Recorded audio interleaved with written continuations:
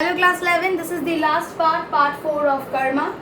Let's start. Let's see if Mr. Mohan Lal really gets someone to talk to in his compartment, which he felt that he had to travel alone. Sir Mohan's thoughts were disturbed by the bearer announcing the installation of a Sahib's luggage in the first class coupe next to the engine. Sir Mohan walked to the coupe with a studied gait. Studied gait means carefully planned way of walking. So in his walking manner also he would show some signs or sign of grace.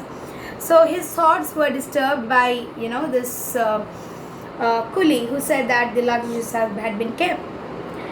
He was dismayed. The compartment was empty, so there was no one. With a sigh, he sat down in a corner, opened the copy of the Times he had read several times before. He had read the Times several times before, and then also he kept on reading them because he needs to show off. Sir Mohan looked out of the window down the crowded platform. His face lit up as he saw two English soldiers. He was happy to see two English soldiers trudging along, who came along looking in all the compartments for rooms. So they were searching for some rooms in some compartment space here. Then he had their haversacks slung behind their backs and walked unsteadily. So they had their bags upon their shoulder, and then they were walking. They were searching for some space.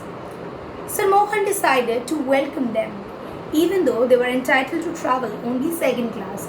But Sir Mohan decided, whatever, at least they are English people, he would better talk to them rather talking to any Indians. And he thought that although they should be in the second class, okay, he thought of welcoming them. He would speak to the guard. One of the soldiers came to the last compartment, struck his face through the window. He surveyed, he examined the compartment, noticed the unoccupied berth. So he saw the unoccupied berth which was vacant. Here, Bill, he shouted. One here, one is here. His companion came up, also looked in, looked at Sir Mohan. Get that nigger out.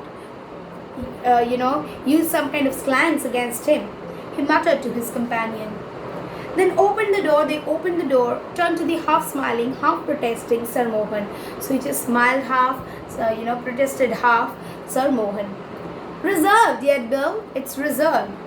Janta reserved army for, exclaimed Jim, pointing to his khaki shirt. So we are from military, and we can be at any place, we can reserve any place.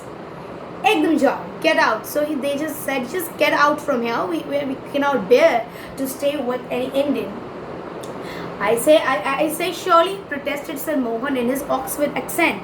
So he brought out his Oxford accent so that they could realize that he was not a petty Indian. The soldiers paused. It almost sounded like English, but they knew better than to trust their inebriated ears. The engine whistled and the guard waved his green flag. So although they paused for a while, they halted for a while, but still they were sure that this was an Indian. They picked up Sir Mohan's suitcase, flung it onto the platform. They took out the suitcase, just flung it upon the platform. Then followed his thermos flask, his briefcase, his beddings, the Times, about which he wanted to show off, and he thought that people would be awestruck by his reading the Times. That was also did not have any effect, and it just threw them. Sir Mohan was livid with rage, so he was very, very angry. Bill and Jim paused again. It sounded like English. Preposterous, he shouted, hoarse with anger. I'll have you arrested. God. So he then called them preposterous, nonsense, ridiculous. You wait, I'm going to call the guard and make you arrested. They paused again. It did sound like English, but it was much too of the king's for them.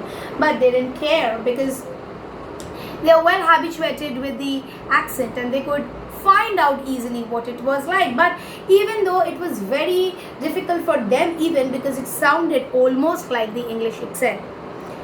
Keep your ruddy mouth shut. And Jim struck Mohan Lal flat on the face and just, bet him on his face. The engine gave another whistle, so there was another whistle. The train began to move. The soldiers caught Sir Mohan by the arms, they took him by the arm, flung him, threw him out of the train. He reeled, tumbled backwards, tripped, fell down on his bedding, landed on his suitcase. He just fell on his suitcase. Toodaloo. So there was a sound. Sir Mohan's feet was glued to the earth. Kada make like that, and he lost his speech and he was not able to speak. He stared at the lighted windows of the train going past him in quickening tempo, so it was taking up speed, and he just looked at it and he couldn't realize what really happened to him. The tail end of the train appeared with a red light and the guard standing in the open doorway with the flags in the hand, so they're just moving. In the interclass, because that was supposed to be the last part of the train, was Lakshmi, fair, fat on those nose, the diamond nose ring, the diamond that she was wearing. It glistened, it shined against the station lights that fell. Her mouth was bloated with betel saliva, so she was still chewing the betel leaves, and it was full of those betel saliva, which she had been storing up to spit as soon as the train had cleared the station, which she was waiting to throw out as soon as the train, left the station. As the train sped past the lighted part of the platform, Lady Lal spat. She sat down, sent a jet of red dribble flying across like a dud, and then jet, it means rapid stream of liquid. Dribble falls slowly, like drops that she would do, flying like a dart, like a missile. She threw the red colored dribble like a missile, as if it came out like a missile, and she just threw, and there was Sir Mohanlal lying still, because he didn't even realize what really happened to him. So we see that Sir Mohanlal, he looked out of the crowded platform. He was waiting for some British people to come in so that he could well communicate. He did get Jim and Bill, who entered, and they were from the military. Although they belonged to the second class, but they didn't mind, because they thought whatever it is, they're much more superior to any Indian. They found some space, and they got inside. They cared little about Sir Mohanlal and just tried to throw him aside. Although Sir Mohan protested, he called them preposterous, that is nonsense, ridiculous. They paused for a while, because the accent really, it was just as same as the other Englishmen. But they just threw aside. Lastly, we see that Mohanlal, he fell down, and he could see the train pick up in the tempo, the speed, and Lady Lal was there, who was waiting with the blotted mouth so that she could, throw out her saliva of betel leaves across like a dart. So the karma is that for whom you actually avoided your motherland, that people only ultimately abused you and threw you outside. So that is it, children.